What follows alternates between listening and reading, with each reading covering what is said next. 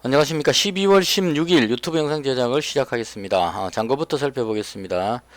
오늘 잔고는 577만원 했어요. 중기 계좌에서 한 3만원 플러스 됐고요. 단기 계좌 합쳐서 14만원 플러스 14만원입니다. 12월 달에 손실 난 걸 조금씩 현재 만회를 하고 있는 그런 상태입니다.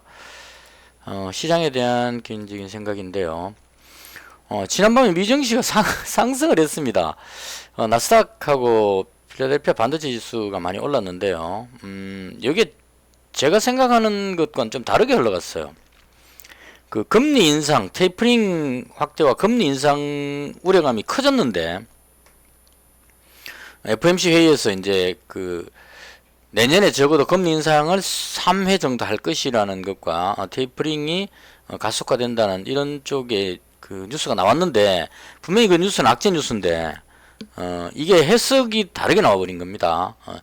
우리가 재료 노출 이야기 하듯이 우리가 악재라고 생각했던 그 부분이 구체적으로 발생됐거든요. 금리 인상 우려감으로 계속 증시가 눌려있고 있다가 실제로 금리 인상 하는 쪽으로 발표가 나오니까 이 불확실성이 해소됐다 이렇게 해가지고 상승시켜버린 겁니다. 그러니까 이게 그 시장이 참 해석이 좀 특이한데 이 부분 해석이 참 어렵습니다. 이거 보통 우리 재료 노출의 반대 개념으로 보면 되겠죠. 그러니까 어떤 수익이 좋을 것이라고 생각하고 쭉 올라가고 있다가 막상 수익 발표할 때 잘 나오면 재료 노출을 해가지고 내려와 버리거든요. 거꾸로 금리 인상의 우려감 때문에 계속 내려오고 있다가 막상 금리 인상을 한다 그래 버리니까 악재가 해소됐다, 불확실성이 해소됐다 해갖고 거꾸로 올라가 버리는 이런 현상입니다.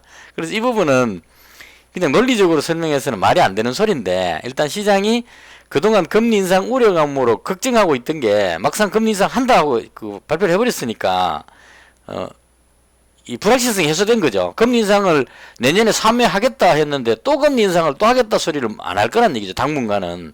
그러니까 당장 내일부터 금리 인상 안 하는 게 아니니까 내년에 금리 인상을 3회 정도 할 것이다 하고 말을 딱 하는 순간에 우리가 걱정했던 부분들이 현실로 이루어졌다 이런 얘기예요. 그래서 이 부분이 어떤 재료 노출 개념으로 악재가 불확실성이 해소됐다 이런 의미로 증시가 반등해 버린 겁니다. 그래서 나스닥 기술주들이 보통 금리 인상하면 기술주가 내려오는데 거꾸로 금리 인상에 대한 불확실성이 해소됐다 해갖고 기술주가 상승하는 모습이 나왔습니다.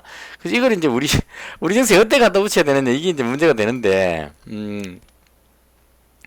금리 인상을 할 거라는 부분은 분명히 악재인데 이게 그런 불확실성이 해소됐다는 걸로 인해서 올라가 버리니까 난감해지는 겁니다. 지금 반등해 버렸죠. 확 땡겨 올려 버린 겁니다. 나스닥도 보시면 금리 인상 우려감으로 내려왔다가 금리 인상을 할 것이라고 얘기해버리니까 거꾸로 올라가는 현상이 나왔어요. 그럼 여기서 이제 실제로 금리 인상이 내년부터 시행된다면 그 자체는 악재거든요. 그래서 앞으로 이 악재가 서서히 진행될 것이다고 되기 때문에 여기서 개인적으로 봤을 때 더 올라가는 건 좀 오반 것 같습니다. 이 정도면 충분히 불확실성 해소에 대한 어떤 답은 나온 것 같고, 여기서 이제 개인적으로 봤을 때 올라가는 쪽보다는 어떤 또 꼬투리를 잡아갖고 다시 내려가는 쪽으로 가지 않을까. 그래서 저는 오늘 이 반등한 것까지는 모양이 좋았지만 개인적으로 이대로 올라가기보다는 아래쪽으로 내려올 위험성이 더 크다, 개인적으로 그렇게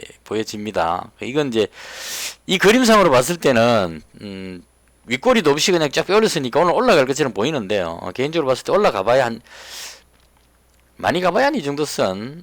이 제가 줄 한번 끊어 볼게요. 제가 틀렸을 수도 있습니다. 근데 제가 봤을 때는 멀리 가봐야 한 이 정도 선, 한 이 정도 선 부딪히면 내려오지 않을까 이렇게 생각합니다. 이래 놨는데 틀리면은 참 그렇죠. 오늘 이 그림 보고 오늘 저녁에 미정씨가 밑으로 내려온다고 이야기할 사람은 별로 없을 거예요. 당연히 뚫고 올라간다 이렇게 생각할 것 같은데 저는 아니라고 봅니다. 어제 올라간 게 이상하게 올라간 거기 때문에 개인적인 생각입니다. 그래서 제 이야기는 너무 믿지 마시고 일단 저는 그렇게 보인다. 위로 올라가는 것보다는 내려갈 가능성이 높다. 이렇게 정리를 하겠습니다. 참 이해 안 되는 증시입니다, 이거. 금리 인상 우려감으로 계속 내려오고 있다가 내년에 한 3회 정도 금리 인상한다고 이야기하니까 그 표현 자체는 악재인데요.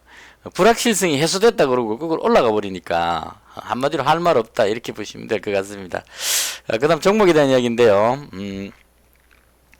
먼저 오늘 강했던 두 테마를 꼽자면 로봇 관련주하고 그 다음에 자가진단키트 두 가지로 꼽겠습니다. 그러니까 그 진단키트 쪽은 내려갔어요. 시젠이라든가 랩지노믹스 다 하락을 했죠. 그래서 제가 오늘 나름 좀 잘했던 게 뭐였느냐 하면 랩지노믹스 팔고요. 그 다음에 시젠 팔고 랩지노믹스 시젠 팔고 휴마시스하고 SD바이오로 다 바꿨다는 겁니다. 여기 태경산업은 그냥 두 주 갖고 있던 거 그냥 파는 거 이거는 의미 없고 랩지노믹스 100만원치 가지고 있던 거 팔고 시젠 100만원 가지고 있던 거 다 팔고 그걸 가지고 휴마시스하고 SD바이오 쪽으로 옮겼습니다. 왜 그렇게 했냐면 오늘 보시면 진단키트 관련주들이 대부분 뒤로 밀렸어요.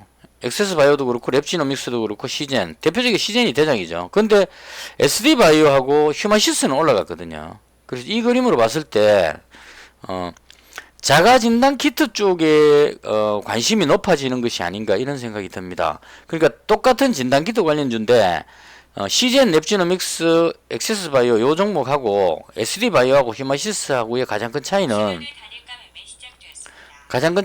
휴마시스하고 SD바이오가 우리나라에서 자가진단키트를 생산하는 허가가 된 두 업체다 이렇게 알고 있거든요. 그래서 앞으로는 자가진단키트 쪽으로 관심이 몰릴 것 같다고 생각을 합니다. 그래서 지금 다 정리하고 두 종목으로 휴마시스 370, SD바이오 200 요렇게 두 종목으로 모두 합쳤습니다. 그러니까 여기서 시젠 팔아버렸고요. 그 다음에 랩지노믹스 팔았고요. 이렇게 해서 휴마시스하고 SD바이오센서 이렇게 두 종목으로 단기 투자는 이렇게 맞췄고요. 그 다음 요 SD바이오센서를 조금 작게 가지고 있는 이유는 이 중기 투자에 또 SD바이오센서가 있습니다. 어제 잡아놓은 거 200만원 여기 있습니다. 그러니까 제가 봤을 때 SD바이오센서가 가장 좋아 보여서 여기 200 단기 계좌 200 해가지고 합쳐서 400 정도를 가지고 있는 거고요. 휴마시스가 한 370 정도 가지고 있다 이렇게 보시면 될 것 같아요. 그래서 저는 일단 자가진단키트 쪽으로 좀 집중하고 있는 편이고 그 다음 태경산업하고 안랩은 그대로 계속 보유 중입니다. 일단 태경산업은 배당까지 보고 잡고 있기 때문에 여기서 올라간 게 실수였기 때문에 지금 다시 원위치 했으니까 여기서 차곡차곡 다시 또 올라가서 한 이 정도쯤 오면 다시 급등하는 모습이 나오지 않을까. 어차피 중기 투자니까 이거는 그냥 길게 보고 그냥 가져간다 이렇게 보시면 될 것 같고요. 그 다음 안랩은 보안 관련주로 해서 충분히 오를 상황인데 안철수 관련주 개념으로 해서 좀 발목이 잡히고 있는 그런 느낌을 받거든요. 근데 개인적으로 봤을 때 안철수 후보의 어떤 지지율도 올라갈 것으로 예상합니다. 적어도 내년 한 1월쯤 되면 급등하는 모습이 나오지 않을까. 왜냐하면 오늘 뉴스에도 나왔지만 윤석열 후보 부인 김건희 씨 관련한 악재 뉴스가 지금 상당히 큰 게 나왔고요. 그 다음 오늘 또 이재명 후보 장남이 도박 상습 도박이더라고요. 오랫동안 그러니까 치료를 받아야 될 정도인 것 같은데 도박 관련한 부분으로 해서 이재명 후보가 사과를 하는 그런 상황입니다. 그래서 제가 봤을 때 이번 선거는 정말 국민들한테 엄청난 스트레스를 주는 선거가 아닌가. 여당 야당 두 거대 양당은 정말 반성해야 됩니다. 대한민국의 국격을 어떻게 이렇게 떨어뜨려 가지고 투표하는 자체를 고통스럽게 만드는지 누가 덜 지저분한지를 골라야 되는 이런 정말 참담한 선거 결과가 아닌가 생각을 합니다. 그래서 좀 반성해야 됩니다, 진짜. 그런 관점으로 봤을 때 정말 사람 같은 사람은 딱 한 명밖에 없습니다. 안철수 후보 빼고는 다 인간 같지 않은 사람들밖에 없어서 그런 관점으로 사람에게 투자하자는 관점으로 안철수 관련주를 가지고 있습니다. 대한민국 국민들이 정말 의식이 제대로 됐다면 대통령 뽑을 때 사람을 뽑지 않을까. 사람 같지도 않은 그런 사람들 뽑는 사람이 아니죠. 사람 같지도 않은 것들을 뽑는 것보다는 사람을 뽑지 않을까 하는 그런 생각에 안철수 관련주를 계속 가지고 있습니다. 정말 화가 나서 너무 제가 좀 욕을 막 하고 싶을 정도인데요.